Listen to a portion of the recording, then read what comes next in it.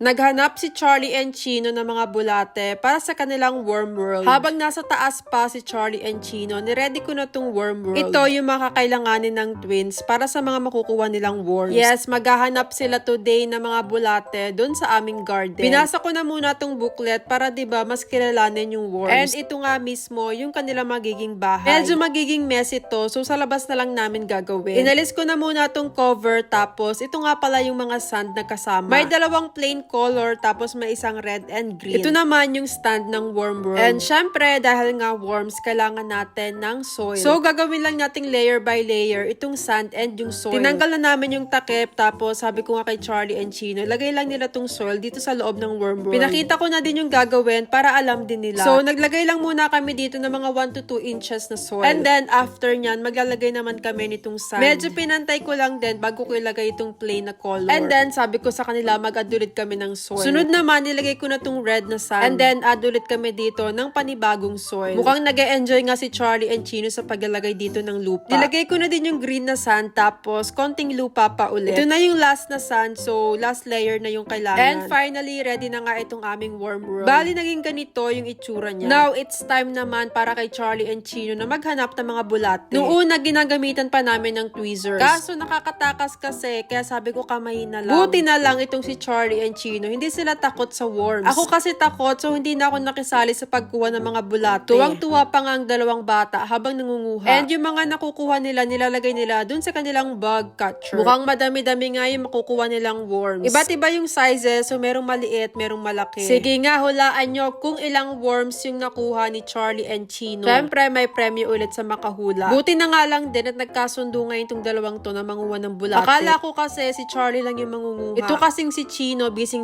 kanina sa paglalaro. May mga nahanap din ako, so nilagay ko na lang doon sa kanilang basket. Ayaw pa nga magpaawat, so ayan, tuloy-tuloy pa rin ang pangunguha. Tamang-tama din kasi ngayon maganda yung weather. So, hindi maputik ito sa garden. Nakakatuwa din kasi nagtulong na talaga silang dalawa sa pangunguha. Actually, isang worm sa mga natatake for granted natin. Pero imagine sila yung nagfe-fertilize ng lupa. Hindi man natin sila nakikita, pero sobrang helpful nila. So, tumutulong sila sa paggawa ng healthy na soil. Para sa mga pananim na tayo din naman yung kumakain. After namin makuha ng mga bulate, kailangan na namin itong ilagay dun sa worm world. Kaya ayan, isa-isa lang namin itong nilagay dito. And ito muna yung kanilang magiging bahay habang ino-observe ni Charlie and Chino. Makikita daw kasi natin kung paano nila minimix yung soil. And kung paano din sila kumakain. And syempre kung paano nila fina-fertilize yung lupa. Kaya pagkatapos namin ilagay yung mga worms, kumuha na ako dito ng banana peel. Ito muna yung kanilang magiging pagkain. Wala pa kasi kami makita mga tuyong dahon, so ito na lang muna. And tingnan natin kung ano yung gagawin nila dito sa banana peel. Magugustuhan kaya nila itong balat ng saging. Malalaman natin yan sa mga susunod na days. Pero sa ngayon, ito muna yung kanilang itsura. Ang bilis no, nagpupunta kaagad sila dun sa ilalim. Ayaw kasi nila sa sinag ng araw. Kaya ayan, nagkatago kaagad sila. Kaya meron tong kasamang cardboard na shade. So after namin i-observe, kailangan namin ibalik yung karton. Siguro mamaya nandiyan na sila kaagad lahat sa ilalim. Of course, pagkatapos namin manguha ng worms, kailangan maghugas ng kamay ng twins. Anyway, yan lang muna itong ating worm world. Comment na lang kayo dyan sa baba kung gusto nyo para mga susunod na update.